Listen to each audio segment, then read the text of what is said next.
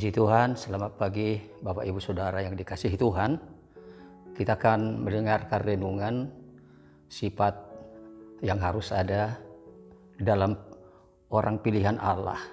Ada 3, mari kita akan baca dalam Kolose pasal yang ketiga, ayat 12 dan 13. Karena itu, sebagai orang pilihan Allah yang dikuduskan dan dikasihinya, kenakanlah belas kasihan, kemurahan, kerendahan hati, kelemah lembutan, dan kesabaran.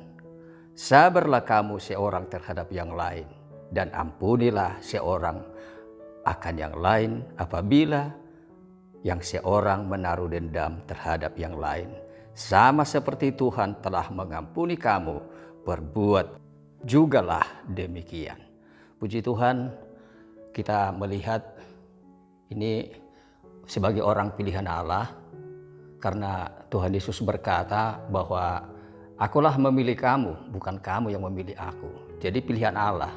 Jadi kita sangat bersyukur kepada Tuhan bahwa kita orang yang dipilihnya.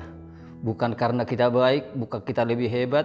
Seperti bangsa Israel, bukan mereka karena besar, maka dipilih. Tapi itu adalah hak prerogatifnya Allah. Itu ada tujuannya Allah dalam kehidupan orang yang dipilihnya. Jadi kita akan melihat bagaimana orang pilihan Allah itu, kita melihat ada yang disebut sifat Kristus. Ini sifat Kristus itu adalah bagaimana kita, orang yang dipilih, dikuduskan, dikasihinya. Gak mungkin kita tidak mengasihi karena sudah dipilih, dikuduskan. Jadi bukan motivasi yang tidak baik, tetapi motivasi yang untuk memuliakan Tuhan apapun seluruh aspek hidup kita. Dan kita dikuduskan, ada tujuan yang Tuhan sudah tetapkan, rencana yang agung dalam kehidupan masing-masing kita. Yang harus kita saling mengerti bahwa kita sama-sama dipilih dalam perbedaan. Bahwa kita adalah orang-orang pilihan yang saling melengkapi, yang membuat kemuliaan Tuhan makin nyata di tengah dunia. Jadi kita melihat sifat Kristus ini adalah di mana dia mempunyai sifat yang mengatakan bahwa dia sudah menyatakan belas kasihan, kemurahan, kerendahan hati, kelemah lembutan dan sabar.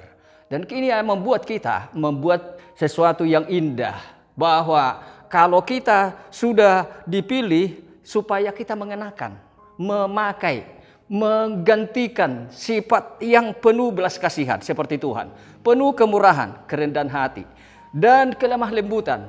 Ini suatu rangkaian yang sangat luar biasa, yang mempunyai suatu kuasa untuk hidup bersama, kuasa untuk kita bisa melihat kemuliaan Allah nyata. Bahwa inilah yang disebut sifat Kristus, sifat yang harus juga kita miliki. Jadi puji Tuhan, karena sabar itu seperti pada akhirnya kan harus luas gitu, lebar, panjang, kelemah lembutan juga, kerendahan hati juga. Itu suatu pernyataan bahwa kita juga akan memiliki, bahwa semua harus kita mempunyai suatu pandangan, harus murah hati, memberikan pengampunan, memberikan maaf, memberikan sesuatu yang sepertinya tidak layak bagi orang itu.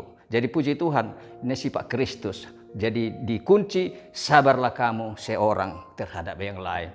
Seperti Tuhan mengampuni kamu, begitulah kamu saling mengampuni. Puji Tuhan, ini sifat Kristus. Yang kedua, damai Kristus. Jadi kita akan melihat damai Kristus itu sentosa. Hendaklah damai sejahtera Kristus memerintah dalam hatimu. Karena untuk itulah kamu dipanggil menjadi satu tubuh, dan bersyukurlah. Jadi yang kedua, sifat yang harus ada kita miliki sebagai orang yang dipilih Allah, yaitu damai Kristus. Damai Kristus itu melampaui situasi. Damai Kristus itu melampaui perbedaan. Seperti sifat Kristus itu kan itu melampaui alamiah kita. Tapi ini juga melampaui apapun yang ada di dunia. Damai Kristus, dia tenang dalam situasi apapun. Badai bergelora, ombak bergulung, masuk air ke perahu, murid-murid dia tidur tenang. Jadi itu membuat bahwa dunia itu menyata memang bahwa dunia ini bergelora. Tapi kita harus tenang bahwa ada damai Kristus itu yang menguasai hati pikiran kita. Hati pikiran itu kan ya bisa bergejolak kalau menghadapi satu masalah. Tapi kalau kita mempunyai damai Kristus itu tenang aja. Sentosa itu dia tidur ya tidur. Ya makan enak aja makan. Bersama juga enak-enak aja bersama.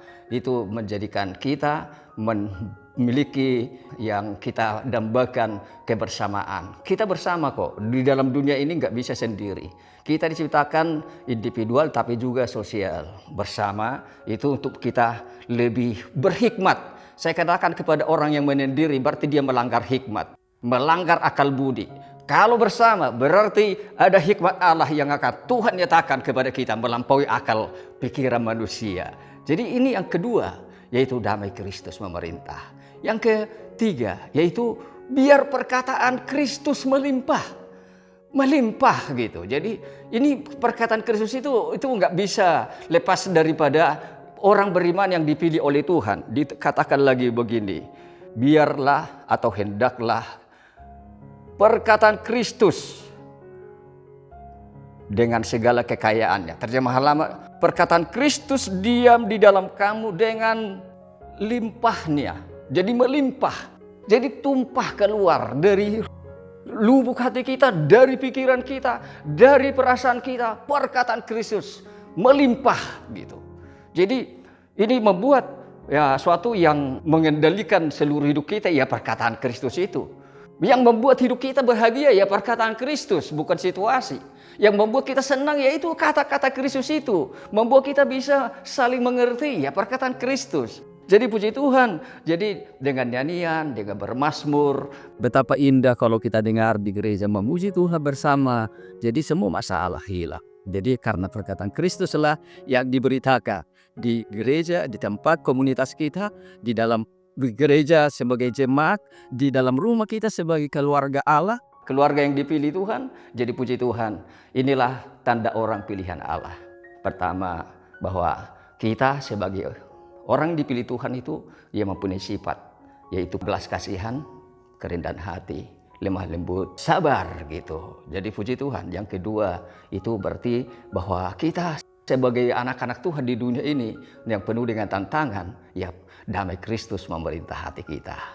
Lebih daripada segalanya. Yang ketiga, perkataan Kristus melimpah dalam hidup kita. Dengan nyanyian syukur, bersyukurlah bahwa perbedaan ini kita satu tubuh kok. Anggota-anggota berbeda membuat kita saling melengkapi. Anggota-anggota tubuh Kristus itu menjadi indah. Kalau hanya tangan nggak mungkin bisa pergi kemana untuk mencari sesuatu yang berarti, yang memuliakan Tuhan.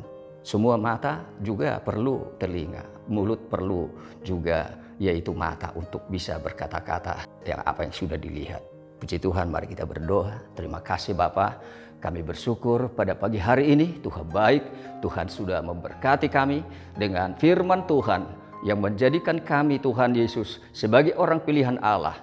Kami boleh memiliki sifat Kristus, kami boleh menerima damai Kristus itu yang memerintah hati pikiran kami melampaui akal. Terima kasih dan juga kami, melimpahi kami dengan perkataan-Mu. Karena itulah yang membuat kami Tuhan akan saling mengerti. Dengan perkataan Kristus itu kami dikuatkan. Perkataan Kristus itu kami dihiburkan. Perkataan Kristus itu kami akan saling memuliakan Tuhan. Semuanya bagi hormat kemuliaan Tuhan. Semuanya bagi Kristus yang sudah rela mengampuni kami. Yang memilih kami. Bukan diri kami yang memilih Tuhan, tapi Engkau. Terima kasih, kuatkan anak-Mu. Terima kasih Tuhan. Kami percaya pada pagi hari ini bahwa berkat Tuhan melalui firman-Mu, perkatamu yang terus berbicara dalam hidup kami. Dalam nama Tuhan Yesus Kristus. Haleluya. Amin.